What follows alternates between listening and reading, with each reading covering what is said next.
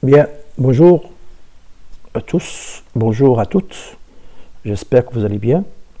Donc on continue nos cours et aujourd'hui je reviens à nos slides, c'est-à-dire pour terminer parce que j'ai laissé certains chapitres entre parenthèses. Donc là je reviens à ce chapitre-là qui s'intitule « Les éditeurs de fichiers ».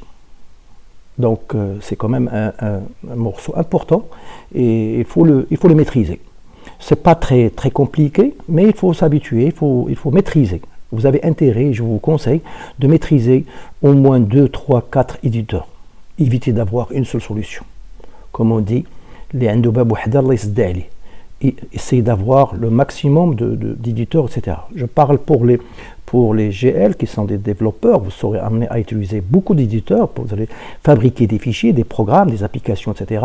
Mais la même chose pour les ARI, parce que vous serez amené à utiliser vous allez configurer des serveurs, vous allez configurer votre réseau, etc.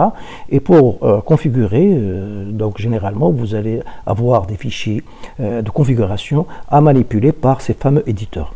Alors, donc avant d'attaquer le VI ou Vim, on verra tout à l'heure par la suite que VI c'est un éditeur Unix très connu depuis le début. Et après, il a évolué, et maintenant on l'appelle Vim, V-I-M, donc VI ou Vim.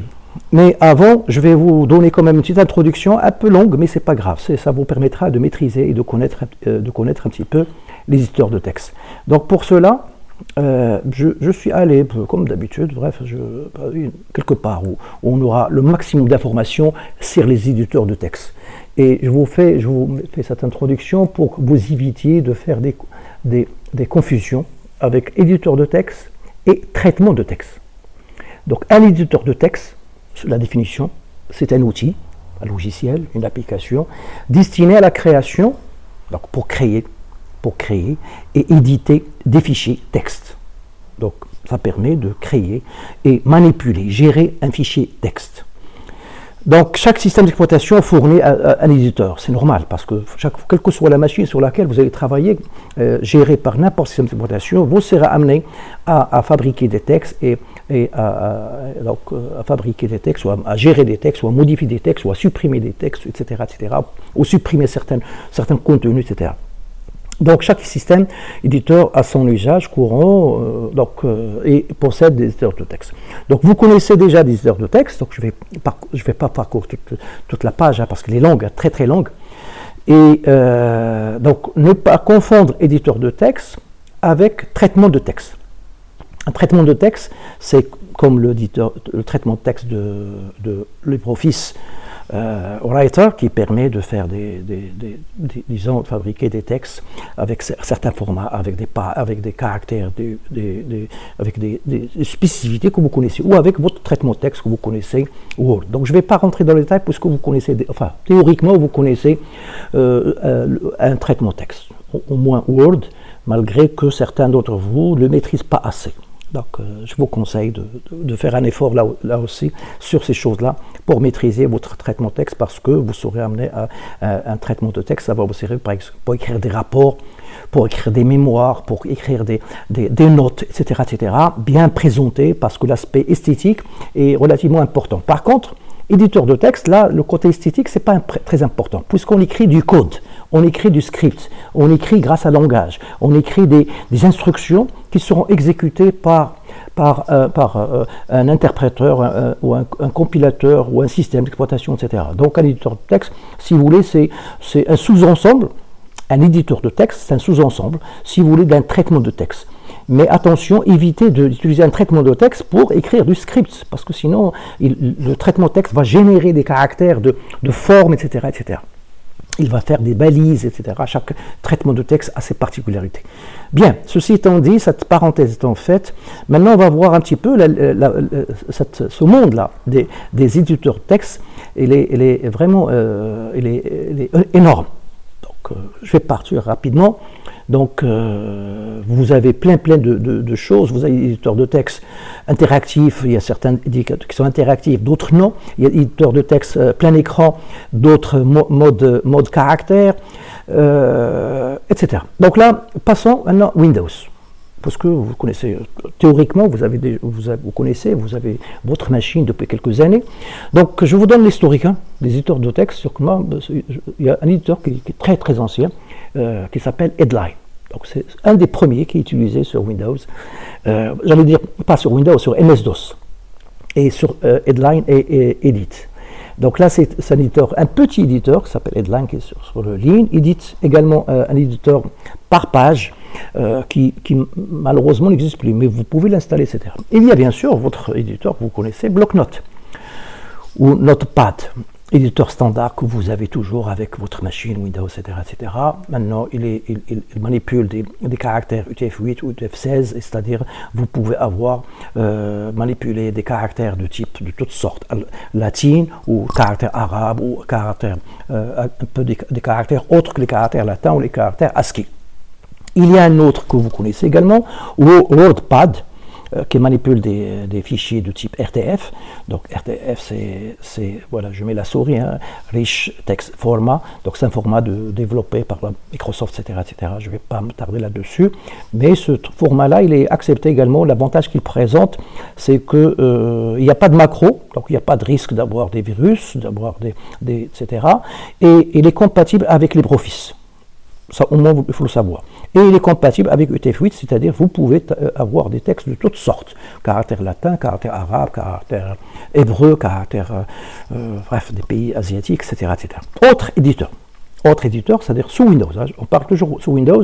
Donc il y a Context, il y a PSPad, il y a TextPad, il y a Notepad et Notepad++. Donc là, ce que nous avons vu, j'ai vu ça avec la majorité d'entre vous, Notepad++, c'est pour les développeurs, pour écrire des programmes écrits en C, écrire des programmes en C#, en Java, en JavaScript, en PHP, Makefile, ASCII, etc., etc. Donc, je ne vais pas ouvrir la page Notepad, vous la regardez, vous allez voir que c'est un bijou, sincèrement. Si vous travaillez sur Windows, par exemple, il est mieux pour développer, etc. Ça permet la coloration syntaxique, etc., etc. Bien. Autre éditeur, Ultra Edit, UDP, très Sublime Text. Donc là aussi, c'est un éditeur qui est utilisé énormément par les développeurs. Donc ça permet il est relativement récent, ça permet d'éditer des fichiers pour développement en C, C++, Python, Java, etc., etc. Et l'avantage qu'il a, c'est qu'il est multiplateforme. Donc certains d'entre vous vont aimer. Malheureusement, je ne vais pas le traiter parce que vraiment, il contient plein de choses. Alors voilà, pour votre ami Windows, il possède cela. Et il y a certains qui ne sont pas forcément uniquement Windows, par exemple Notepad et Sublime Text, etc. sont des éditeurs que vous pouvez avoir. Je parle vite parce que j'ai envie de vous raconter le maximum d'informations. Donc, certains éditeurs sont multiplateformes, c'est-à-dire que ça tourne sur Windows, GNU Linux et macOS ou Android, etc., etc. Maintenant, dans le monde Unix ou GNU Linux, là, comme dans la page, maintenant on n'écrit plus sous Unix, on écrit généralement Unix-GNU Linux. Donc il y a bien sûr le fameux Vim, le VI et Vim, qu'on va voir. Justement, je vais vous faire un topo là-dessus, je vais vous initier, vous donner le premier coup de pouce pour que vous puissiez maîtriser et vous donner, etc. Et après, c'est à vous de travailler et de le manipuler et de commencer à faire commencer à écrire. À la fin de cette séance, moi je vous conseille de prendre une page d'un journal ou d'un livre, etc. et essayer de la taper correctement avec cet outil-là. Je vous donnerai les bases essentielles pour ce faire. Ça va vous paraître un peu compliqué au départ d'utiliser Vim ou VI, mais croyez-moi qu'avec l'habitude, vous allez vous habituer, vous allez trouver c'est un bijou. On pourra consacrer, j'allais dire, des dizaines d'heures, pas simplement quelques heures, mais vraiment des dizaines d'heures. Bien, ensuite il y a bien sûr le fameux Emacs, qui est énormément aimé par notre ami Richard Stallman, le GNU, c'est-à-dire bref, vous le connaissez, c'est pas la peine d'insister. Je vais vous envoyer quelques trucs par la suite ou sur documents sur Richard Stallman et un petit peu sur l'histoire de Emacs. Bien sûr, il y a Nano, ça on l'a déjà vu, c'est l'éditeur de texte. Alors je vais descendre un petit peu pour qu'on voit lorsque je la souris. Donc c'est un éditeur de texte pour les systèmes Unix et ses dérivés, bien sûr, c'est tous les systèmes GNU Linux basés sur la bibliothèque Incurse et donc publié sous la licence GNU GPL, donc c'est un logiciel libre à 100%.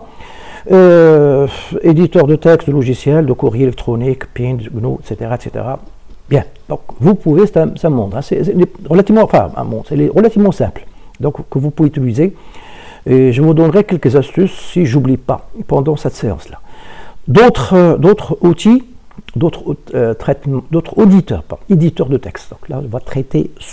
Donc si je me trompe, je dis traitement de texte, c'est par abus de langage. C'est plutôt éditeur de texte. Donc il y a Kate ou Kawrite qui tourne sous KDE. C'est un environnement GNU Linux qu'on appelle KDE. Il y a Gedit qu'on a utilisé très souvent, donc il tourne sous l'environnement GNOME. Il y a Pluma, donc c'est une sorte de un Gedit particulier, donc il a son propre symbole, sa propre équipe, bref, qui ont pris Gedit, ils l'ont amélioré, l'ont adapté à l'environnement Mate. Il y a Mousepad. L'environnement qui trouve sur l'environnement XFE, c'est un autre environnement GNU Linux, donc c'est un autre environnement bureau, etc., qui est relativement rapide, que vous pouvez installer si vous voulez, et qui tourne donc sous l'environnement XFSE et LXDE, deux autres environnements que vous pouvez utiliser. Donc il y a Pico, il y a Joe, il y a Bluefish. Donc, bref, Joe, c'est également un outil qui est pas mal. Vous pouvez l'installer. Hein. Tout ce qui est là sur ces choses-là, vous pouvez les installer. Généralement, ils sont installés par défaut. Vim, ou enfin plutôt Vim, puisque vous allez avoir, si vous avez une distribution récente, vous allez avoir Vim, qui est une évolution de VI. Parfois, vous pouvez avoir les deux, V et Vim.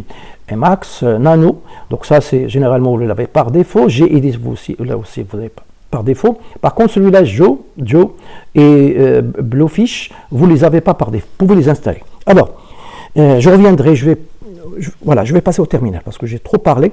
Je vais passer au terminal et vous montrer, enfin, vous rappeler comment installer ce Bluefish. Voilà, Bluefish, c'est un poisson bleu. Et voilà, terminal. Donc pour installer, je vous rappelle, sudo, il faut être super utilisateur.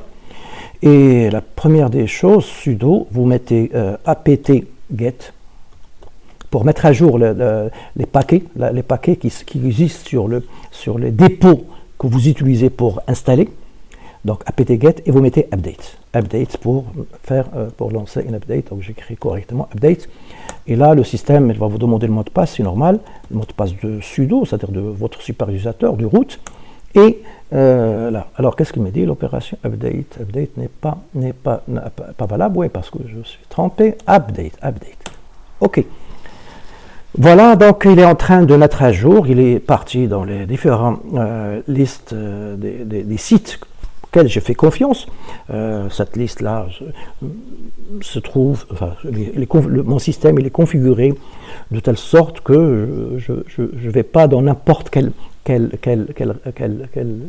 plateforme pour mettre à jour.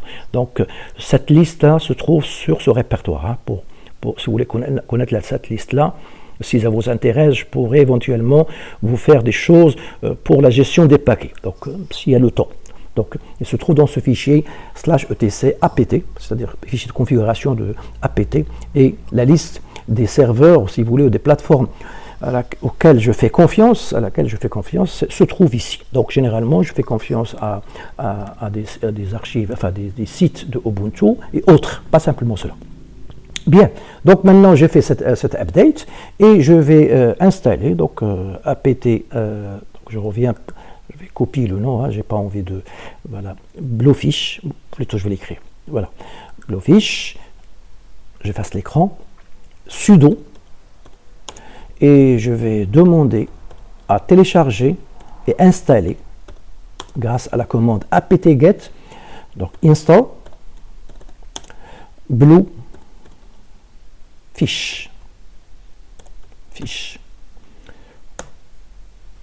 Voilà, il va chercher. Alors pour gagner du temps, bien évidemment, moi je l'ai déjà fait. Donc là, vous n'avez rien à faire. Si vous n'avez, bien sûr, vous ne pouvez pas avoir ce message-là. Vous allez voir qu'il va vous demander à un certain moment confirmer. Voulez-vous installer les paquets relatifs à Bluefish? Vous dites oui, à petit O ou grand O, et il va installer les choses correctement, etc. Donc là, moi, il m'a dit qu'il n'y a pas de mise à jour. Même si j'avais installé, s'il y a une mise à jour par hasard entre-temps, depuis tout à l'heure, lorsque j'ai installé Bluefish, il devrait me dire, voilà, il y aura des mises à jour, il va les installer. Donc là, mon Bluefish est à jour et il est bon. Bien. Alors, donc je vais le lancer. Bluefish, blue,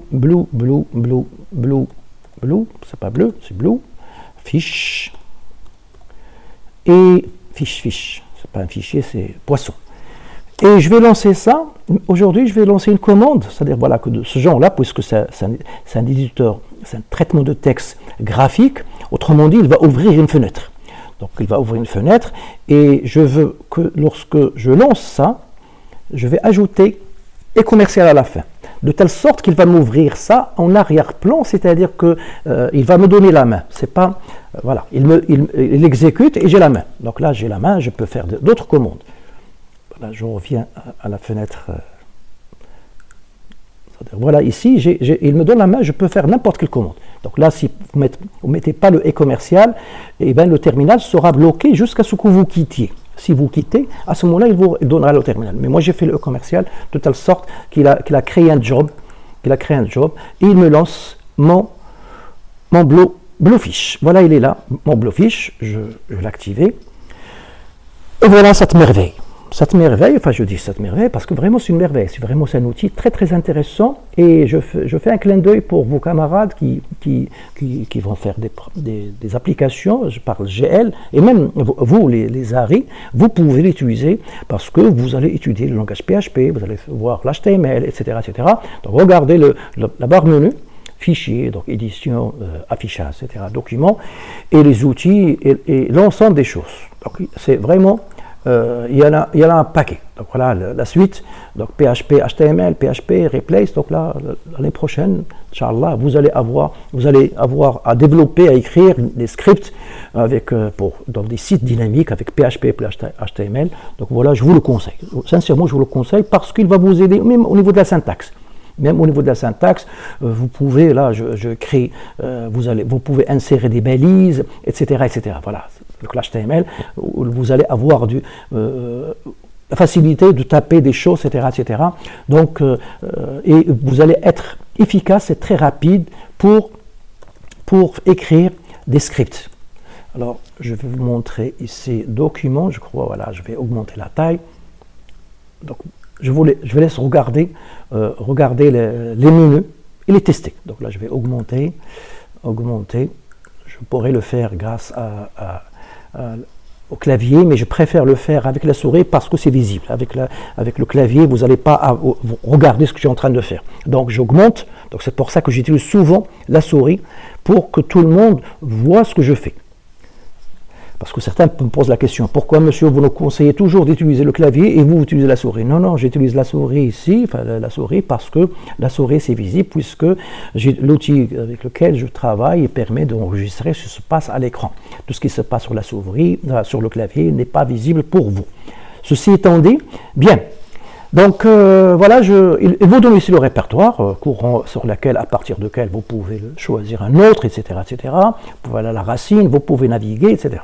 Bien, et cet outil-là permet, l'avantage, c'est-à-dire il permet de prendre en considération, donc voilà les menus, je ne vais pas les voir tous, bien sûr il faut voir les préférences, hein, je l'ai déjà dit, pour un autre outil qu'on a vu précédemment, regardez, donc les préférences énormes, donc ça veut dire que le développement de cet outil, il est vraiment très très riche. Donc là, vous avez la série des langages, c'est énorme. Ça n'a rien à voir avec Gedit, hein, c'est vraiment quelque chose, mais beaucoup mieux que Gedit. Bien. Et je vais ouvrir, un fichier, donc là, en même temps, j'ouvre un fichier que nous avons traité, deux fois, que nous avons traité la dernière vidéo pour montrer la programmation avec Shell. Programmation avec Shell, donc je vais augmenter la taille, je ne sais pas pourquoi ça n'a pas augmenté, document, la taille, voilà, augmenter. J'augmente encore pour que ça soit visible pour tout le monde. J'ai une petite souris, hein, c'est pour ça que je me tarde, hein, j'ai une petite souris, je n'ai pas une souris normale. Voilà, donc voilà le fichier que nous avons traité, que nous avons vu la dernière fois pour faire un programme, un petit programme classique de gestion de résoudre une équation de premier degré. Je vais même enlever tout ça, la dernière fois je ne l'ai pas fait, je vais enlever ça, grâce à cet éditeur-là, Blowfish.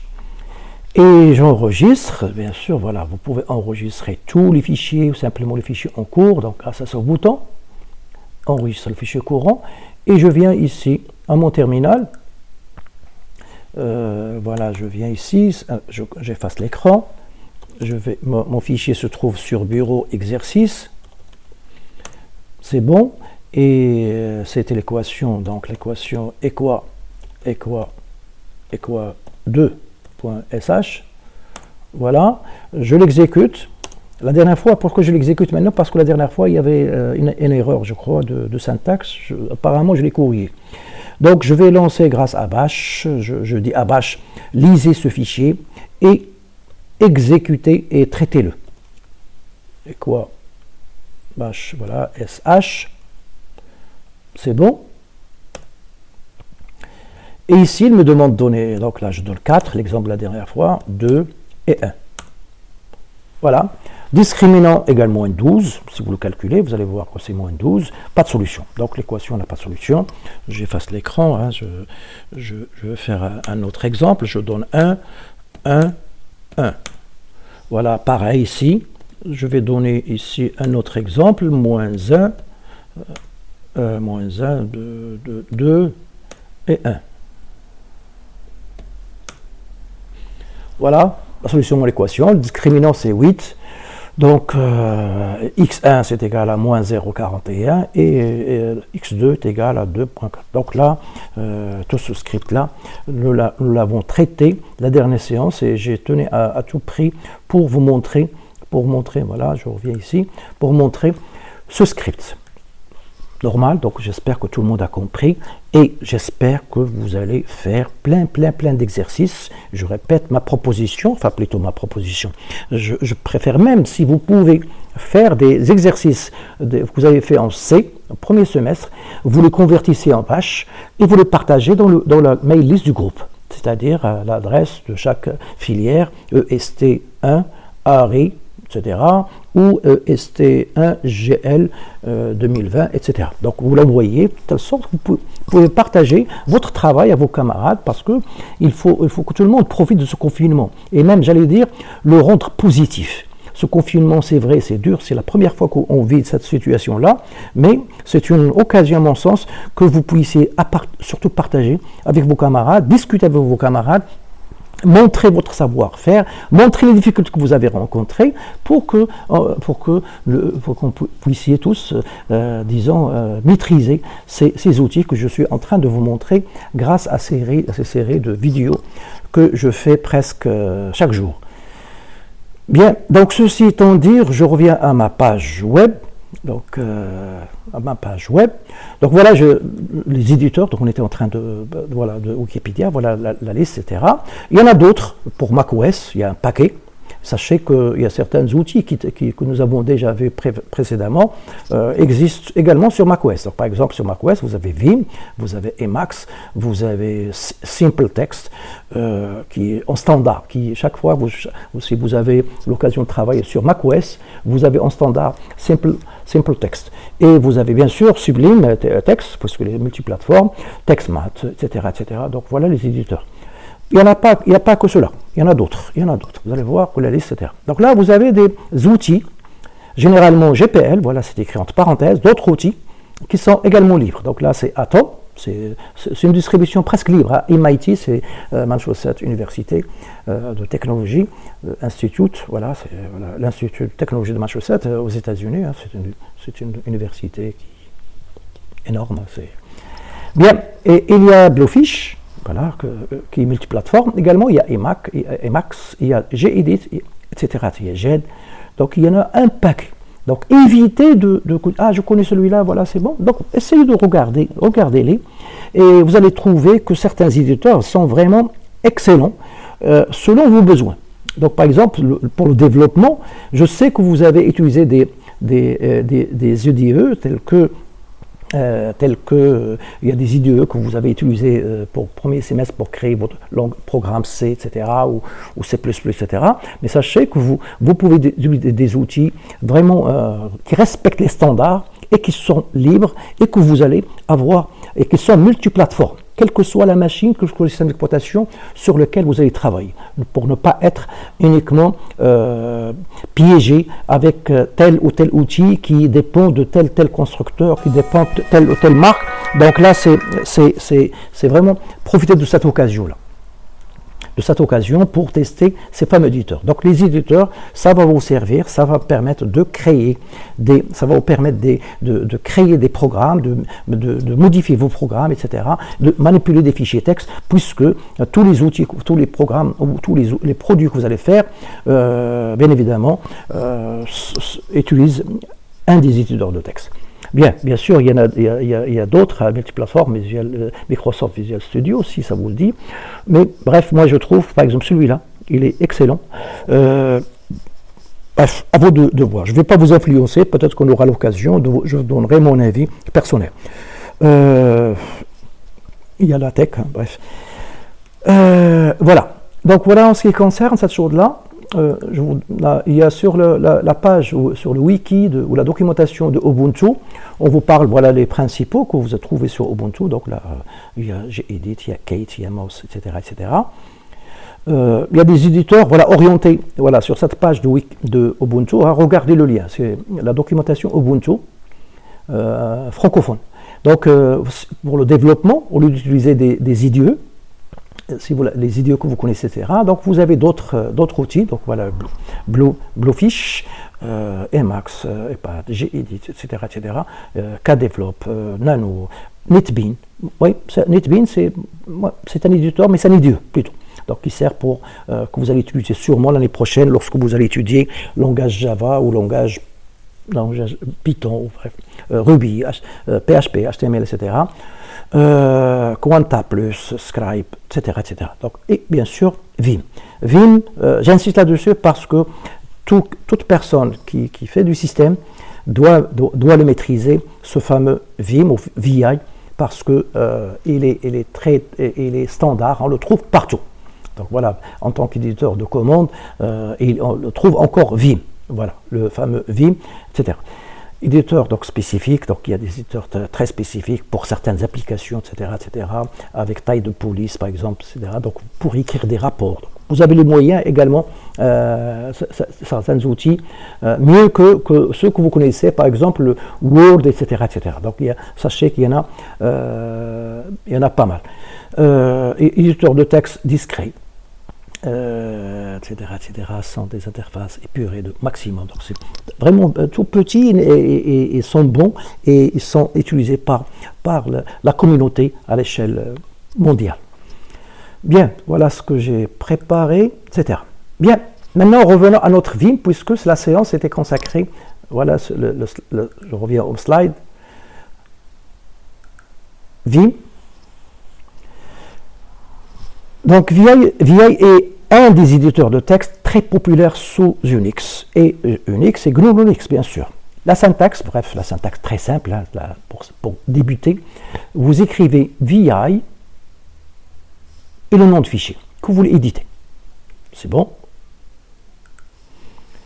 Alors, ça c'est le plus important. Ce slide 124 est très important, il faut le regarder et le maîtriser comme il faut. Si vous maîtrisez, vous retenez bien cette page-là, enfin l'explication et le contenu de cette page-là, eh bien vous saurez, voilà, vous allez maîtriser, vous n'allez plus avoir peur, parce que beaucoup de développeurs, je prends vos camarades l'année dernière, l'année d'avant, etc., ont détesté parce que, première vue, parce qu'ils étaient habitués, comme vous, à Gedit ou à Bloc-Notes ou à des éditeurs de texte ou à des traitements de texte, etc. Donc, ils ont trouvé du mal, et parce que vous avez tous pris l'habitude avec cet objet que je déteste, qui est la souris. Je déteste. Pourquoi? Parce qu'un développeur, un informaticien ne doit pas utiliser la souris parce que c'est long. La preuve, moi je vous fais sa présentation, ça me prend beaucoup de temps pour faire. Par contre, si vous maîtrisez le clavier, vous allez voir que vous allez efficace et très rapide. Bien, alors revenons à nos moutons et expliquons ça. VI possède 3 modes de fonctionnement. Retenez bien ça, 3. Mode normal. Le mode normal, c'est lorsque vous ouvrez votre fichier. Et lorsque vous ouvrez votre fichier, c'est-à-dire vous avez un mode qu'on appelle normal. C'est-à-dire vous pouvez naviguer à l'intérieur de votre fichier. Donc, VI permet donc d'ouvrir un fichier, soit nouveau, soit un fichier qui existe. Donc lorsque vous ouvrez votre fichier, et bien votre normal, vous pouvez naviguer. Donc celui dans lequel vous êtes à l'ouverture de fichier, il permet de taper des commandes. Alors des commandes, attention, on verra qu'il y a plusieurs types de commandes. Donc il y a des commandes qui permettent simplement de passer d'une ligne à une autre, de passer au début, à la fin d'un mot, à la fin de la ligne, à la fin du fichier, au début du fichier, d'un paragraphe, etc., etc. Passer par des critères pour vous naviguer votre curseur à l'intérieur de fichier. Voilà, ça d'une part. Ça c'est le premier mode. Deuxième mode qu'on appelle mode insertion. Et bien ce mode-là permet d'insérer des caractères. Donc lorsque vous êtes en mode insertion, vous pouvez insérer des caractères. Attention, lorsque vous êtes en mode normal, vous ne pouvez pas insérer normalement. Sauf si vous tapez une commande qui permet d'insérer. Donc vous allez passer d'un mode à un autre en passant par des commandes. Donc vous êtes en mode normal. Pour passer en mode insertion, eh bien, on va voir si vous tapez I minuscule ou majuscule, ou A, grand A, ou petit a, vous allez passer en mode insertion. Enfin, ces commandes que je viens de citer, je vais vous le donner dans un tableau dans le slide suivant. Donc, mode insertion, ce mode permet d'insérer des caractères que vous initiez à l'intérieur du document. Pour passer en mode insertion, il suffit d'appuyer sur la touche insert du clavier ou d'appuyer sur I ou sur grand I ou sur grand A ou petit a, etc. Le mode remplacement permet de remplacer du texte, c'est-à-dire vous avez déjà un texte saisi et vous allez remplacer, par exemple, vous avez bonjour, vous voulez remplacer bonjour par bonsoir. Donc là, vous allez remplacer au lieu d'effacer, etc., etc. Vous pouvez faire ça grâce à ce mode-là. Et pour ce faire, il y a des commandes qui permettent de faire ça. Alors, une autre touche qui est fondamentale et importante, que vous allez utiliser énormément lorsque vous utilisez l'éditeur VI ou Vim, puisque je répète, VI c'est le prédécesseur, c'est le premier, et Vim c'est la version améliorée de VI. Cette touche qui permet de passer d'un mode à un autre, si vous êtes en mode insertion et vous voulez passer au mode normal ou au mode remplacement, etc. Pour passer d'un mode, etc., c'est la touche échappe. Échappe, c'est-à-dire la fameuse escape. La touche escape qui se trouve sur votre clavier, c'est la première à gauche, vraiment dans le coin, en haut à gauche. Escape. Donc voilà, je sais que tout le monde le reconnaît, j'insiste là-dessus. Donc cette touche, lorsque vous travaillez avec VI, eh bien, il faut la voir toujours de près. Bien sûr, je sais que vous allez taper maintenant avec 10 doigts. Vous n'allez plus taper avec un doigt. Parce que si vous tapez avec un doigt, vous allez toujours vous déplacer, faire échappe, revenir à vos caractères, etc. Bien. Donc, pour insérer, donc voilà, je vais commencer par le slide. Vous pouvez vous le lisez devant vous. Donc, si vous voulez insérer une phrase ou plusieurs phrases, on tape sur la touche I, caractère I, minuscule. Lorsque vous avez fini, lorsque vous terminez d'insérer, vous avez écrit votre phrase, vous avez terminé, vous voulez passer, etc., vous allez appuyer sur la touche Escape.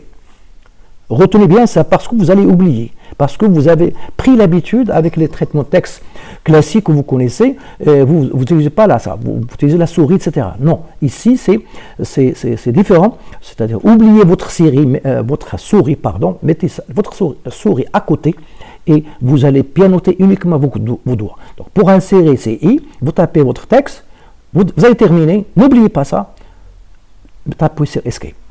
Pour effacer, là vous êtes en mode normal, pour effacer un caractère, et un seul caractère, et bien vous pouvez taper sur X. Pour effacer une ligne entière, vous tapez la touche D. Oui, je suis désolé, mais c'est vrai, mais vous allez prendre l'habitude. Évitez cette chose-là, c'est compliqué, etc. Non, suivez les choses à la lettre, etc. Écrivez vos notes propres à vous, avec votre manière d'écrire, avec votre manière, avec vos caractères de Facebook ou je ne sais pas, écrivez les choses et de telle sorte que vous commencez à taper. Bien, donc pour effacer un caractère, c'est X. On verra que grand X permet également d'effacer. On verra, il y en a plein. Il n'y a pas simplement une solution, plein de solutions pour chaque chose. Donc si on veut effacer une ligne existante, D. Appuyez deux fois le caractère D, DD. Bien, maintenant, ceci étant fait, donc là, je vous donne ça. Donc c'est un TP, si vous voulez refaire. Pour sauvegarder, appuyez toujours sur Escape. Escape si vous êtes dans un mode X, Escape. Même si vous tapez plusieurs fois sur Escape, c'est pas grave, Escape. Et lorsque vous tapez sur Escape, appuyez sur deux points. Le curseur va venir en bas je vais vous montrer ça tout à l'heure. Et vous mettez W, deux points, tapez sur le caractère, deux points, et mettez W. W, c'est Write. Et tapez sur Entrée, sur la touche Entrée, ou Return. Donc là, il va écrire. Pour quitter, il suffit de taper encore une autre fois deux points, et Q, pour dire quitte. Si vous voulez faire les deux à la fois, vous pouvez faire deux points, W, à côté, Q. Donc il va écrire et quitter. Donc write et quitte. Voilà, je passe sur les slides, on verra maintenant les choses, c'est-à-dire pour voir un petit peu qu'est-ce qu'il y a dans les slides. Et on passera à la pratique. Donc voilà la slide suivante. Voilà le mode insertion. On a déjà parlé de ça tout à l'heure. Sans résumer ici, il y en a 6. 6 commandes qui permettent de faire l'insertion. Vous voulez insérer sous le curseur, c'est petit i. Vous voulez insérer au début de la ligne, c'est grand I. Vous voulez ajouter devant le curseur, petit a. Vous voulez ajouter à la fin de la ligne, grand A. Vous voulez rajouter une ligne sous le curseur, petit o. Vous voulez rajouter une ligne au-dessus du curseur, grand O. Et chaque fois, lorsque vous terminez, vous mettez Escape, Escape, Escape, Escape. C'est-à-dire là, I, et vous tapez. Vous voulez insérer au début de la ligne, mettez grand I, c'est-à-dire I majuscule, tapez votre texte, vos caractères, vous avez terminé. N'oubliez pas de faire Escape. Évitez si vous êtes en mode insertion et vous allez avec les flèches. Non, la flèche, ce n'est pas un caractère. Parce que je sais que vous allez trouver avec les flèches, flèche droit, flèche haut, flèche, etc. Voilà, je vais mettre le clavier comme ça, vous allez voir. Évitez de faire ça. C'est-à-dire, voilà, évitez d'utiliser ces flèches-là si vous êtes en mode insertion. Si vous êtes en mode d'insertion, donc le système, qu'est-ce qu'il va faire? Il va considérer ça comme un caractère. Donc, ne pas utiliser ça. Donc, si vous êtes en mode, dans l'un de ces modes-là, évitez de ce genre-là. Tapez des caractères ASCII, enfin des caractères ASCII, même accentués, bref, etc. Tapez des caractères autres que des caractères, par exemple, ceux-là où, si vous faites entrer, bien sûr, vous pouvez le faire. Hein, entrer, vous allez revenir à la ligne dans la chose, mais évitez certains caractères, c'est-à-dire qui permettent de vous déplacer dans le fichier.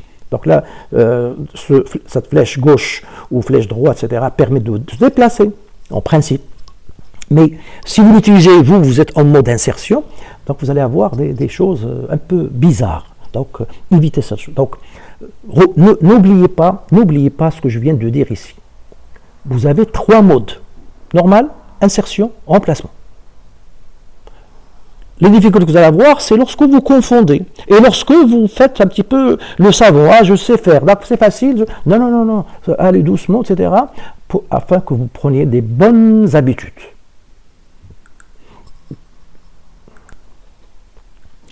Bien. Donc je reviens à mon fichier que je traite avec Bluefish et je l'ai utilisé pour vous montrer cette page que je vais accéder tout de suite. Bref, certains d'entre vous la connaissent déjà. Je ne fais pas de la publicité, mais c'est une plateforme quand même. Elle est payante, bien sûr, mais il offre un certain nombre de cours et d'outils, etc., des formations à distance avant le confinement. Hein. C'est une plateforme française que j'estime qui est pas mal. Bref, même ils possèdent des gens compétents, etc., qui font des formations, etc. Elle est payante et gratuite, si vous voulez. Donc, ça s'appelle Open Classrooms. HTTPS, bien sûr, voilà le domaine, en français, et dans la rubrique classe, etc., etc. Donc vous cherchez, vous rentrez dans ce site-là, et vous allez atterrir, vous cherchez le contrôle de Linux, etc. Vous allez trouver une page relative à Vim. Enfin, VI, si vous voulez, la version améliorée. De toute façon, ils le disent ici, Vim, voilà, ils vous disent ici Vim, il s'agit d'une version améliorée de l'un des plus anciens éditeurs console qui s'appelle VI, donc prononcé en English VI. C'est comme ça, donc là. Donc si vous voulez, c'est l'abréviation de Vim, c'est VI Improve, version améliorée de VI. Et largement répandue, généralement disponible par défaut sur macOS. Sur les OS basés sur Unix, etc., etc. Je pense qu'il est même, vous pouvez l'avoir sur macOS, sur Android, etc., etc. Sinon, vous pouvez l'installer, etc. Enfin, il est déjà installé. Par défaut, généralement, il est installé. Donc là, je ne vais pas vous lire la page. Vous savez tous lire, en principe, théoriquement, vous savez tous lire. Mais lisez doucement. Je sais que certains d'entre vous lisent d'une manière diagonale et ils ne font pas attention aux mots. Donc attention, faites attention. La syntaxe, les gens ont écrit à tête opposée un texte. Donc faites l'effort également de le lire doucement. Bien, voilà donc comment installer, etc. Voilà, je vous parle de ça. Et en même temps, vous pouvez, si vous l'installez Vim, par exemple, si vous ne l'avez pas installé, vous pouvez faire ça. Cette commande, vous pouvez la faire sur votre machine. On ne sait jamais, vous pouvez avoir une version Vim qui n'est pas tout à fait mise à jour, ou peut-être qu'il n'y a pas tous les outils derrière. Donc voilà, vous faites sudo apt-get install Vim, et après, voilà, les choses vont se faire, vous acceptez, et il vous offre un outil qui s'appelle Vim Tutor. Donc, voilà un autre moyen que vous allez avoir online. Mais là aussi, il y a du texte. Il y a du texte, il faut le lire. Il ne faut pas commencer à vous passer rapidement. Donc, vous pouvez passer ce Vim, voilà, il va vous afficher, lorsque vous allez le lancer, ce Vim Tutor, bref, il va vous lancer cette page, bienvenue. Donc, c'est un tutoriel écrit en français, il a été traduit par la communauté. Il existe en anglais, pas mal de langues. Et vous allez avoir un tuto de ce que je viens de vous citer. Et lorsque vous faites Vim, tout court, il va vous donner ça. Il va vous donner, bref, cette page-là, Vim, Improve, etc., la version, l'auteur, la personne qui nous a fourni, qui a partagé, vraiment d'une manière, là, c'est téléchargeable gratuitement, hein, c'est l'esprit du libre. Et en même temps, vous donne ici quelque chose, ici, pour avoir le help, appuyez sur 2 points, mettez help. Et vous mettez, par exemple, pour avoir des informations des choses, pour quitter ces 2 points, quitte, appuyez sur la touche Enter, donc là, entre supérieur et inférieur, c'est pour dire la touche Entrée. Pour avoir de l'aide sur quelque chose, voilà, le help, pour avoir la version, etc., etc. Donc vous avez plein d'informations sur ça. Donc voilà ce que je vous ai dit tout à l'heure sur le slide. Les 3 modes. Mode interactif, mode insertion, mode commande. Mode commande. Alors, ce que j'ajoute, pourquoi je suis passé, j'ai laissé les slides à côté, etc. Parce que là, les slides, je mets le minimum de choses pour que, en classe, en principe, c'est fait pour la classe, pour que je puisse expliquer, donner, etc. Donc là, ici, il me donne tout. Alors, sachez qu'en mode commande, vous pouvez taper des commandes au système. Vous pouvez envoyer c'est-à-dire que vous êtes sur VI, et vous pouvez sur VI lancer des commandes de shell. ls, locate, copy, mv, etc. Les commandes que nous avons vues. Donc là, c'est un des points, etc. Donc pour activer ce mode, le dernier mode, il faut appuyer sur 2 points. Donc j'espère que vous lisez. Mais vous êtes en confinement, maintenant vous avez le temps. Évitez d'avoir la radio, la musique, etc. Évitez cette chose-là. Vous ne pouvez pas écouter la musique et je ne sais pas, n'importe quoi, etc. Et lire. Donc, concentrez-vous. Croyez-moi que vous allez maîtriser cette chose-là. Moi j'ai toujours du mal avec les étudiants parce qu'on ne peut pas faire beaucoup de séances de TP et vos camarades ils ont eu toujours des problèmes à maîtriser ça et généralement ils utilisent Gedit, rarement. Je l'ai fait l'année dernière, j'ai demandé à vos camarades si je vois quelqu'un manipuler un éditeur de texte autre que VI, je le dis toujours la fameuse phrase, je le mettrai dehors. J'ai jamais mis quelqu'un dehors à cause de ça, mais bref, c'est une façon de dire pour que les étudiants se mettent à utiliser ça. Donc vous avez sur cette page de Open Classrooms un petit schéma qui résume. Donc c'est un schéma classique, ça appartient pas à eux, mais c'est un schéma classique qui vous montre un petit peu comment ça se passe les choses. Donc au début, vous avez notre interactif. Ensuite, vous pouvez passer en mode commande. Vous pouvez passer au mode insertion. Donc, bien sûr, d'un mode à l'autre, voilà comment faire. Si vous êtes au mode insertion, il faut faire échappe, ensuite vous passez ça. Si vous êtes au mode interactif, etc. Donc vous avez le schéma qui résume un petit peu les différentes choses et les explications derrière. C'est bon? Opération basique, etc., etc. Donc je vais descendre et je passerai, ne vous en faites pas, je passerai sur la pratique.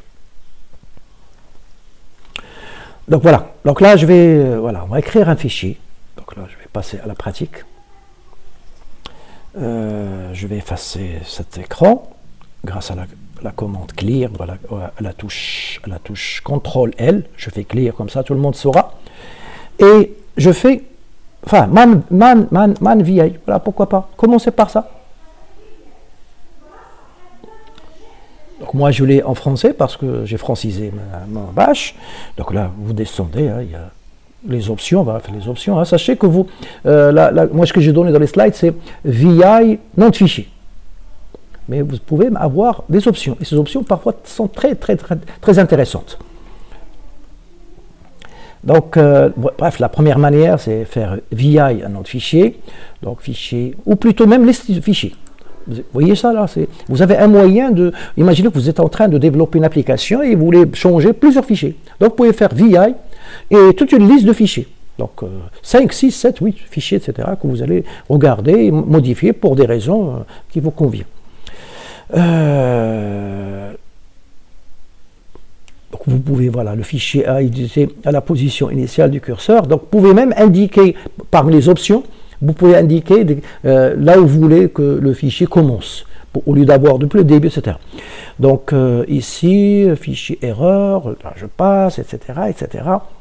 Je vous conjure, essayez de regarder ce help et essayez de le pratiquer. Donc là, les options, etc. La page est longue, parce que c'est un outil, c'est un outil qui est vraiment performant et qui est très riche. Vous ne pouvez pas imaginer la richesse qu'il propose.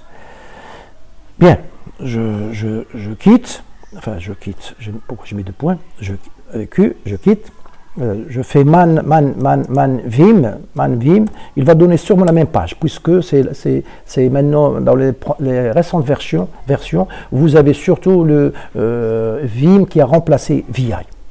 Mais bref, tout ce que je vais vous raconter des choses standards pour s'initier et pour vous puissiez écrire un script. Voilà, prenez un des scripts que je vous ai donné la dernière fois ou d'autres et commencez, mettez-le à côté et commencez à le taper avec VI.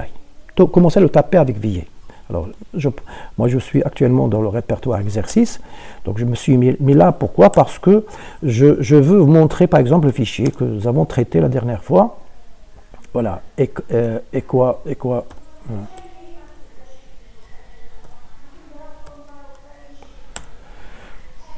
Waouh! Vous avez un avantage. Lequel? C'est d'abord la coloration. La coloration syntaxique en fonction en fonction du langage utilisé. Donc, si vous utilisez du C, vous allez avoir la coloration propre à C. Si vous avez du Shell, vous avez, etc. Si vous avez pour JavaScript, PHP, etc., etc. Bien, donc je prends, enfin, je lis. Là, je suis en mode normal. Mode normal, je peux naviguer. Donc, j'utilise maintenant la flèche en bas. Je descends avec la flèche en bas. OK? Je monte avec la flèche d'en haut. Je me balade avec la flèche de droite. Je me balade avec la flèche de gauche. Parce que je suis en mode normal. Là, je peux le faire. Maintenant, voilà, je reviens à la dernière ligne. Je pourrais aller directement à la première ligne. Je vais vous la montrer. Une commande. Escape. Donc, j'appuie sur Escape. Enfin, moi, je le fais. J'ai cette habitude-là. Même si ici, ce n'est pas nécessaire. Mais je le fais. Escape. Je l'ai fait, ça fait 4 fois. 2 points. Et je mets $. Et bien, qu'est-ce que vous remarquez?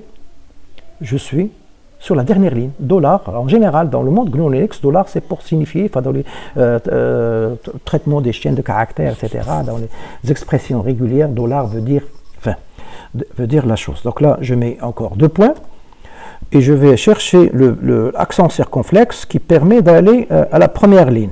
Ou sinon, je peux écrire 1. 1. Voilà, 1. Ça me donne la première ligne. Maintenant, je peux mettre 2 points. 10. Je suis à la 10e ligne, etc. Et regardez la dernière ligne. Regardez la dernière ligne, là, à côté, là, à droite. Qu'est-ce que j'ai? Je suis sur la 10e ligne, premier caractère. Je me déplace. Regardez ici. Regardez là. Je vous l'ai déjà dit maintes fois, regardez tout l'écran. Regardez tout ce qui se passe.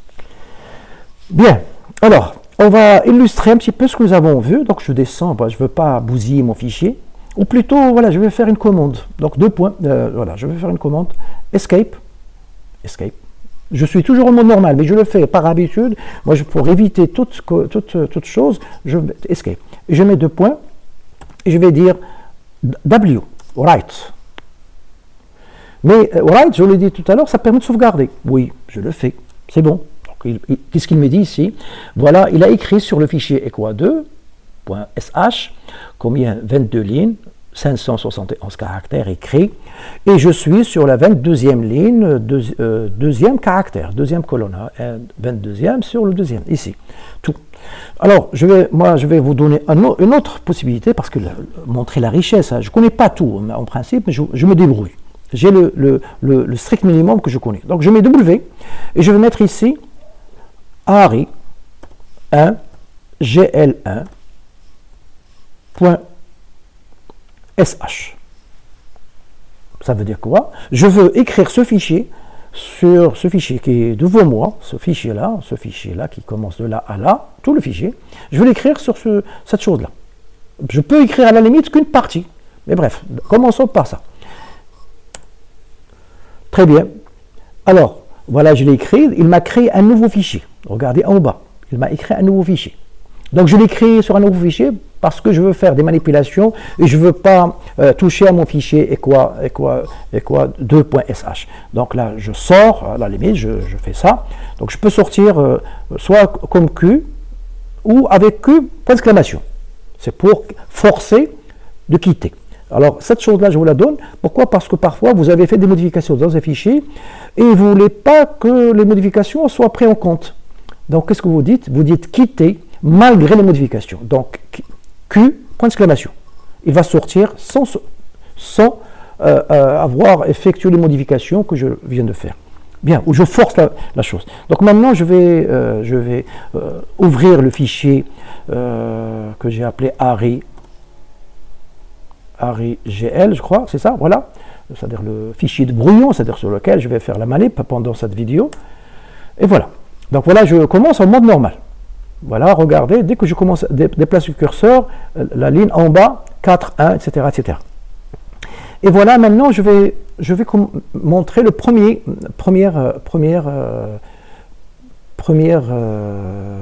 le mode d'insertion. Escape, je mets I.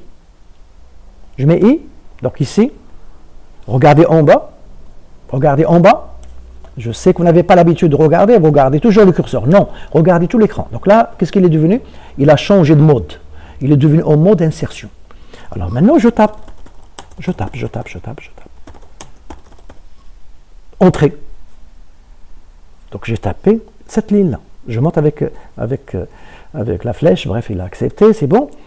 Voilà, je vais faire un escape. Escape, je vais taper escape, je ne l'ai pas encore fait. Escape et regardez en bas ce qui va se passer. Je tape escape, voilà. Je ne suis plus en mode insertion. Et bien maintenant, je peux faire X. X, qu'est-ce qu'il permet de faire? C'est d'effacer caractère par caractère. Maintenant, je fais X majuscule. Pardon. Non, ça n'a pas marché. J'ai oublié X majuscule, qu'est-ce qu'il fait? Donc ça m'arrive, hein, il y a des choses, hein, je vous dis que je me débrouille bien, mais il y a des commandes, parfois j'ai oublié, etc. Bien, je vais faire effacer la ligne. Donc Escape, et je vais taper sur DD. Je vais le faire avec le clavier, comme ça vous allez voir ce que je suis en train de faire par rapport à ça. Donc je suis sur cette ligne-là, bref, cette ligne que je viens de taper, que je viens d'insérer, et je suis en mode normal. Je vais faire maintenant DD.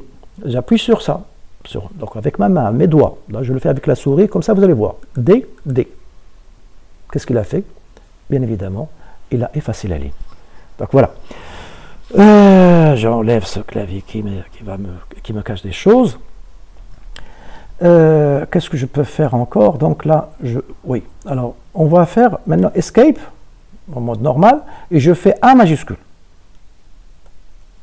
Donc, je viens en insertion. Qu'est-ce qu'il fait? Il a ajouté à la fin de la ligne. Donc je mets Escape, enlever ça, et je reviens là.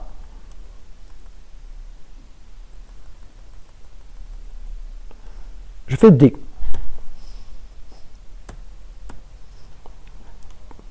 Pardon, je vais revenir là. Je vais insérer. Je vais faire au mode insertion. Et là, je tape sur Entrée. Autrement dit, j'ai inséré un retour à la ligne. Donc c'est pour ça qu'il m'a affiché ça. Voilà, donc je vais effacer cette ligne. Maintenant, imaginez que je suis là. Et je veux insérer une ligne. Rappelez-vous, pour insérer une ligne, on a dit, il faut mettre la commande, lorsqu'on est en mode normal, et mettez, je vais appuyer sur le O minuscule, O. Voilà, il me donne ici une ligne blanche, et il devient en mode insertion.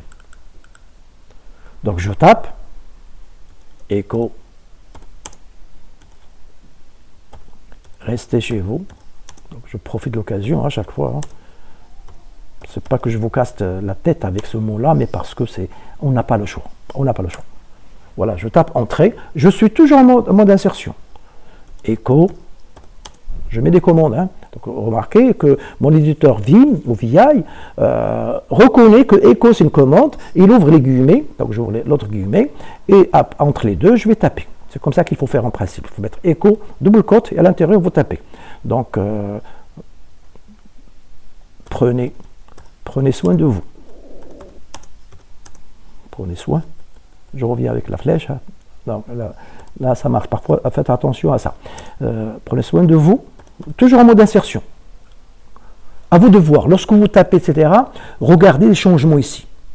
Regardez la dernière ligne. Il vous indique d'abord le numéro de la ligne et vous êtes en quelle position. Donc, je suis au 26e. Ce n'est pas la peine de compter les caractères 1, 2, 3, etc. Vous les avez tous sur cette ligne status. Bien, ceci étant fait, maintenant je vais faire Escape. Donc là, je l'ai fait et je fais A majuscule. Donc j'insère à la fin. J'insère quoi? J'insère ici, Echo. Je mets une autre commande. Pipe WC. Bref, ça va compter le nombre de lignes, de caractères, etc. Donc je reviens, je ne sais pas, on a utilisé pas mal de choses ici.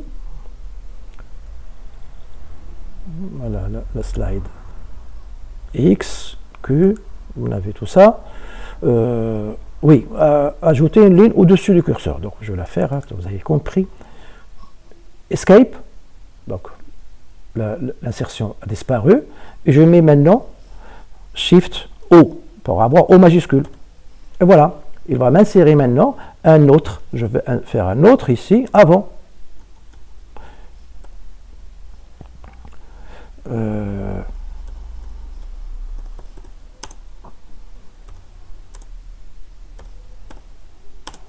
Bref.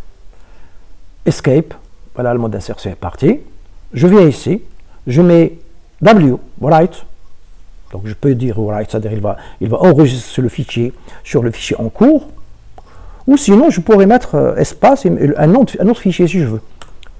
Voilà, il me dit ici, lorsque j'ai mis W tout court, il me dit, voilà, il a enregistré dans le fichier, etc., qui contient 25 lignes et le nombre de caractères, et je suis actuellement dans la ligne 9, 20e caractère. OK. Je reviens au slide. Bien. Maintenant, toujours éditeur de fichiers VI, déplacement vers la droite, déplacement vers la gauche. Donc vous avez les flèches, comme vous voyez, mais vous pouvez toujours utiliser pour vous déplacer grâce au caractère. Parfois, les flèches ne marchent pas, ou je ne sais pas, vous avez un petit clavier qui ne contient pas les flèches, etc. Donc vous avez cette chose-là, vous avez L, H, J, K. Donc L, ça permet de voir vers la droite, H vers la gauche, J, etc. K vers le bas, etc. Là, si vous mettez un chiffre avant la chose, il va déplacer, par exemple, si vous mettez ici, on va utiliser le déplacement vers le bas, mettez 4K, et bien il va déplacer 4 lignes en bas. Vous pouvez mettre L, etc. Donc vous pouvez préfixer cette chose-là par un nombre. Donc vous pouvez vous déplacer très très rapidement. À l'inverse de n'importe, même avec la souris, vous allez prendre du temps. Avec la souris, vous allez imaginer que vous êtes à la ligne 100, vous voulez partir à la ligne 1000, 1200. Donc vous allez parcourir, etc., flèche, etc. Alors que vous pouvez écrire simplement le nombre suivi de K, par exemple, pour aller là où vous voulez. La même chose pour effacer. Effacer un caractère, donc on a vu c'est X, mais vous pouvez mettre 10X. Donc il va effacer 10. Je reviens là, voilà, imaginez que je suis là, je vais mettre ici, je ne vais pas compter, je vais mettre 10x, 10, x, donc il a effacé, bref, il a effacé le reste, puisque, etc. Alors je reviens ici, je vais faire ici, voilà, je suis sur x, je vais mettre 3x. Qu'est-ce qu'il a fait? Il a effacé les 3 prochains caractères. Je viens ici, je mettrai ici, voilà, là, je mettrai 3x, il a effacé que 2, etc. Donc j'espère que vous avez compris le principe. C'est résumé, sur les slides, c'est très résumé, mais il faut pratiquer. Maintenant, vous voulez effacer une ligne. On a dit tout à l'heure, c'est DD, que je vous ai montré. Mais si je veux effacer 10 lignes, ou 12 lignes, je mets 12, DD. Donc il va effacer 12 lignes à partir de la ligne où je suis. Bien, donc ça c'est clair, à vous de pratiquer ça. Voilà, pour sauvegarder, c'est W, 2 points. Il faut mettre Escape, le caractère 2 points sur le clavier, W. Et taper sur Entrée, sur la touche Entrée de votre clavier. Donc là c'est pour sauvegarder. Pour arrêter l'édition, vous les quittez, 2 points Q. Si vous voulez sauvegarder, arrêtez Q. Maintenant, si vous voulez, vous avez un fichier et vous voulez ajouter dans ce fichier quelque chose.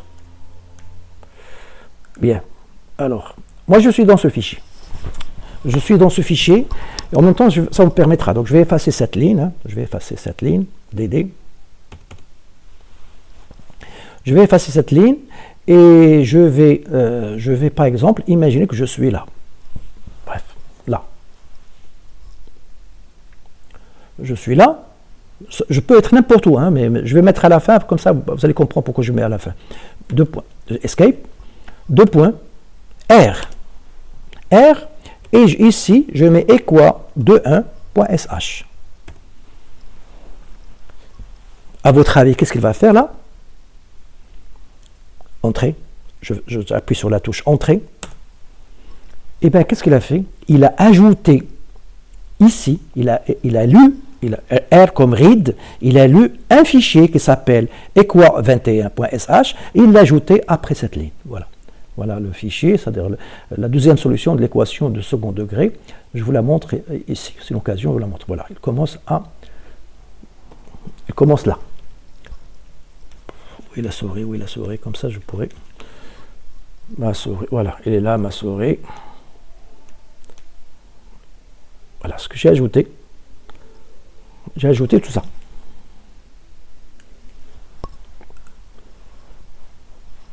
C'est intéressant ça. C'est-à-dire, imaginez que vous développez dans un groupe, avec votre équipe, ou même vous-même, vous avez développé des petits morceaux de code, de programme, et vous voulez à un certain moment intégrer, c'est-à-dire fusionner des choses, c'est-à-dire vous voulez prendre un morceau de programme que vous avez déjà fait, vous voulez l'ajouter quelque part. Parce qu'en informatique, il faut éviter de créer la roue chaque fois. Vous allez fabriquer des outils, et chaque fois que vous allez développer quoi que ce soit, eh bien, vous pouvez prendre ces outils qui sont quelque part dans votre dossier, et vous pouvez les mettre, c'est-à-dire ici, vous ajoutez ce que vous voulez. Donc, et vous pouvez ajouter, vous pouvez dire le chemin, je veux ajouter quelque chose qui se trouve dans le répertoire ici, etc., etc. Bref, je vais mettre ici, voilà, je vais ajouter ici le fichier bash rc. RC, voilà. C'était pas prévu, mais je le fais. Donc ici, je dis, lisez le fichier qui s'appelle .rc, qui se trouve dans le répertoire personnel, donc /home /nom utilisateur, et je veux l'ajouter là. Et voilà, qu'est-ce qu'il a fait? Il m'a ajouté. Il m'a ajouté ce script depuis un répertoire, etc. Je peux vous dire même, vous pouvez ajouter des fichiers qui se trouvent sur une autre machine.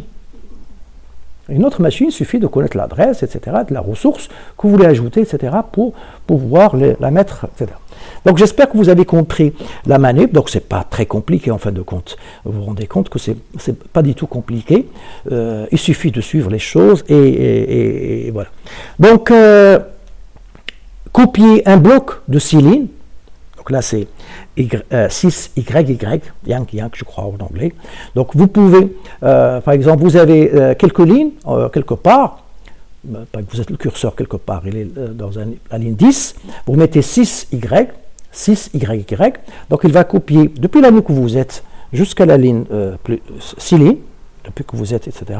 Et vous allez quelque part et vous pouvez mettre copier cette ligne-là. Voilà, je vais la faire, parce que je pense que ce n'est pas évident oralement. Voilà, je vais montrer, je vais revenir à mon fichier au début. Enfin, deux points, voilà, pour aller rapidement. À la première ligne. Voilà, je suis là. Imaginez que je veux copier, voilà. Je veux ces deux lignes-là. Restez chez vous, prenez soin de vous. Qu'est-ce que je vais faire? Donc je mets un escape pour être sûr. De toute façon, je suis en mode normal. Et je vais mettre 2, j'appuie sur le caractère 2, et YY. Bien, je suis là, je me déplace, et maintenant je vais les ajouter ici. Ou plutôt, je vais les ajouter là, voilà. Et j'appuie sur la touche P. Et voilà, qu'est-ce que j'ai fait? J'ai copié cette ligne, et cette ligne, puisque j'ai fait 2YY, ces deux lignes-là, voilà, j'y arrive avec ma souris, voilà, ces deux lignes-là, je les copie ici, voilà. Autrement dit, ici, lorsque j'étais là, j'ai mis 2YY, et là, lorsque je suis venu déplacer mon curseur, j'ai mis P tout court, ça permet de copier, coller. Sur le slide, c'est écrit, hein. Voilà. Copie d'un bloc de 6 lignes, 6YY, collage d'un bloc au-dessous, c'est P, au-dessus, grand P. Donc, soit vous voulez avant ou après, etc., à vous de voir. Mais la meilleure façon, c'est de tester.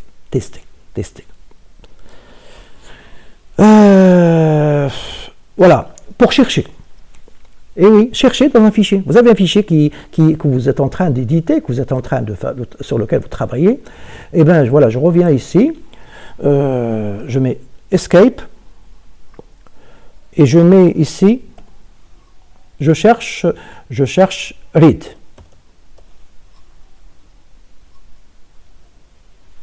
Entre ces deux choses, /read/. Voilà, il a trouvé le premier. Je mets N, deuxième, N, next, Voilà, un autre read. Next, j'appuie sur N. J'appuie sur N.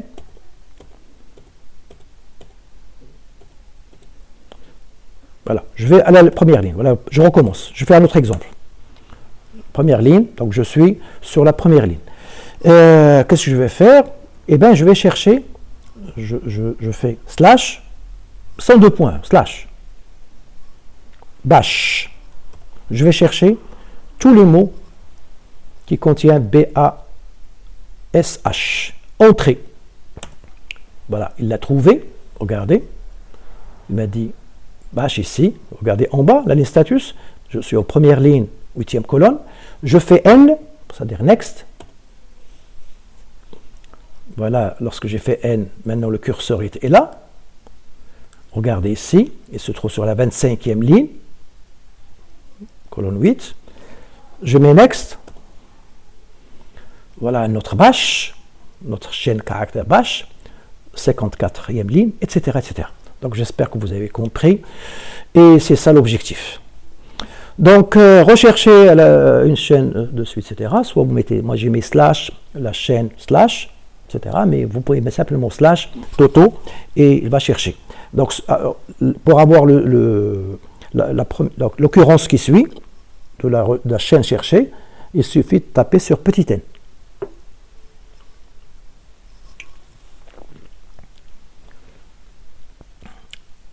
Donc, suite à recherche, vers la fin.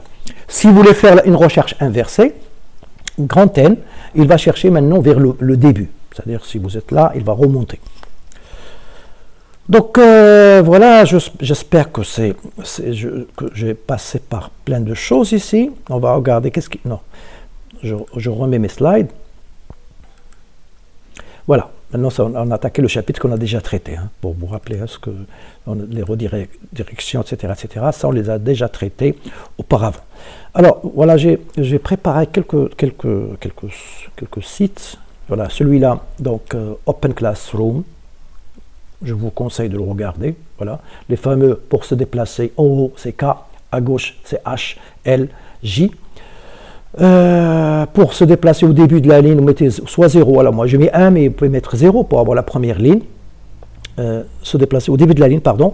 Dollar, c'est pour, voilà, je la fais, imaginez que vous êtes là, je suis là, sur la ligne 50, hein, regardez en bas, hein, le status, 50, etc. Je mets escape, voilà, je mets 0. Je mets 0, je mets maintenant dollar.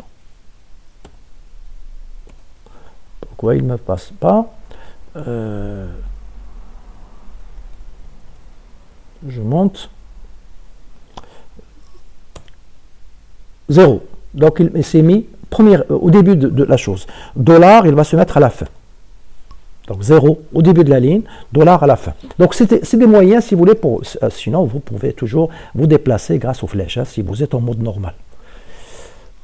Bien. Il y a un mode qu'on n'a pas vu, parce que j'en ai parlé, le mode remplacement. Oui. Donc je vous le donne maintenant. Eh bien, c'est une commande qui s'appelle R. R comme replace. Donc ici, pour remplacer un caractère, eh bien, qu'est-ce qu'on va utiliser? C'est le petit r. En tant que commande, pas R ici, pas R. Ici, ça veut dire read. Vous mettez ici read, etc. Non, on va utiliser là le R en tant que, lorsque je suis en mode normal, voilà ce que je vais faire. Je descends ici, voilà, ici c'est un commentaire, c'est pas grave. Donc je mets R. R ici, j'appuie sur R minuscule et j'appuie sur F. Donc il a remplacé un caractère. Maintenant, imagine que je veux remplacer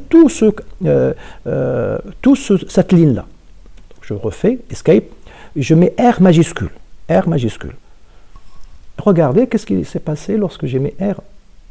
Donc je suis en mode remplacement. Et là, je tape. Donc tant que je suis là, je tape, etc. Je tape, je suis en mode remplacement. Escape, je ne suis plus en mode remplacement. Si je tape, hein, voilà, je tape n'importe quoi, il est en train de faire des choses, donc il faut faire attention. OK?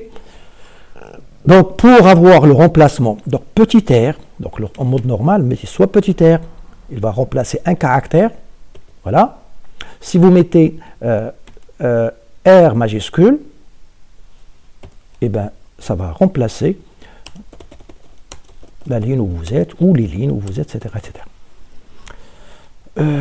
Voilà, je reviens ici, la séance est presque terminée, simplement je balade avec vous, enfin bref, voilà, tout ça je l'ai raconté, je l'ai dit, etc. etc. Voilà. Bien, donc je vous conseille de regarder ça de près, et je crois que d'ici quelques séances, quelques petites heures comme ça, vous allez devenir expert avec VI. Et même plus, bien sûr, il faut s'entraîner, récapituler ce que vous avez fait, etc. Et vous pouvez, vous pouvez améliorer votre savoir-faire avec ça. Adapter. Alors, oui, j'ai envie de vous montrer ça. Oui, montrer cette commande est très intéressante. Très intéressante. Oui, c'est vrai que je ne l'ai pas traité. Donc, je mets Escape. Je reviens à mon terminal, je fais Escape, et je mets ici 2 points, 7, 7, 7. Et oui, il y a des commandes à l'intérieur, hein. Il y a plein de commandes. Hein. Donc, je mets 7 number. Et voilà, ça vous donne, vos lignes seront numérotées. Ça ne veut pas dire que les numéros sont dans le fichier, mais disons que le VI ou le VIM vous ajoute ici le numéro de ligne. Comme ça, vous allez avoir beaucoup de facilité pour chercher les lignes, la ligne 17, la ligne 18, etc. Donc maintenant, je tape la ligne 17. Voilà, je suis sur la ligne 17. Je veux la ligne, je ne sais pas, 45, la ligne 45, etc. etc. Donc là, avec ce moyen-là, vous avez la possibilité d'avoir la numérotation. Je répète, hein, je vais sauvegarder au point write Q, je sors. Donc là, je vais afficher mon fichier ARI1GL1. Il n'y a pas de numéro. Les numéros ne sont pas inclus. Le numéro, c'est un moyen qui est affiché par l'éditeur. Donc voilà, il m'a affiché le fichier, hein. Il m'a affiché le fichier en entier, sans afficher le numéro. Donc le numéro, simplement, c'est pour vous faciliter la tâche. Donc set number, set bar, etc. Il y a des options que, voilà, affiche le commande en cours, bref, ignore les cases, set mouse 1 pour désormais pour activer la souris, etc., etc. Donc voilà, ici vous avez un petit résumé de ce que je vous ai raconté. Bien sûr, il y a des fichiers de configuration. Vous pouvez configurer, voir ce fichier. Donc je n'ai pas le temps pour le traiter parce que c'est assez long. Il y a un fichier qui s'appelle vimrc, que vous l'avez quelque part, enfin, généralement dans le répertoire courant, ou d'autres fichiers de configuration. Ça dépend des versions sur lesquelles vous travaillez. Donc je vous recommande d'aller sur ce site openclassrooms.com, dans lequel vous allez avoir pas mal d'informations et de choses qui vous permettront de vous faciliter la tâche et de maîtriser cet éditeur. Donc j'espère que dorénavant, vous allez travailler avec VI. Dorénavant, prenez cette habitude, cette décision. C'est vrai, vous avez Gedit, vous avez Nano, vous avez d'autres moyens, etc. Mais VI, c'est vraiment, ça vaut le coup. Ça vaut le coup pour une raison. Parce que nous avons vu maintenant que, si vous voulez, que je peux être sans exagérer, nous avons vu 5%.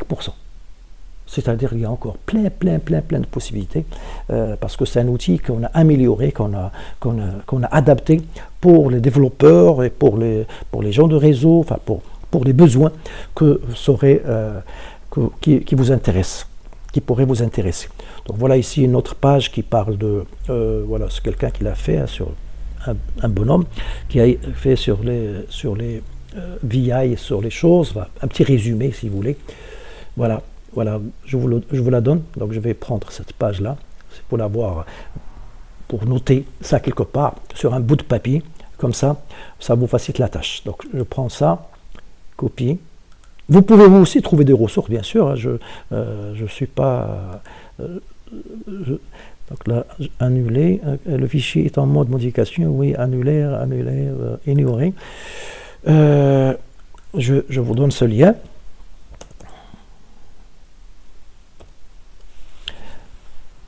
Donc c'est le site free.fr, donc il y a des gens qui hébergent des pages ou des sites ou des blogs, etc.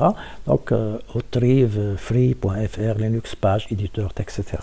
Donc je vous la donne pour que vous puissiez l'utiliser. Donc je vous signale que celui-là c'est Bluefish. Lui aussi intéressant pour que vous n'ayez pas simplement Gedit, parce que Gedit c'est vraiment le minimum, hein, c'est le bloc-notes, malgré qu'il est riche. Mais si vous voulez avoir un autre, etc., eh ben, vous avez un livre, hein, sur la documentation. Il suffit d'aller à l'aide et vous allez voir qu'il y a beaucoup de possibilités offertes par cette chose-là d'une manière graphique, et ça, c'est vraiment un outil, j'allais dire, professionnel.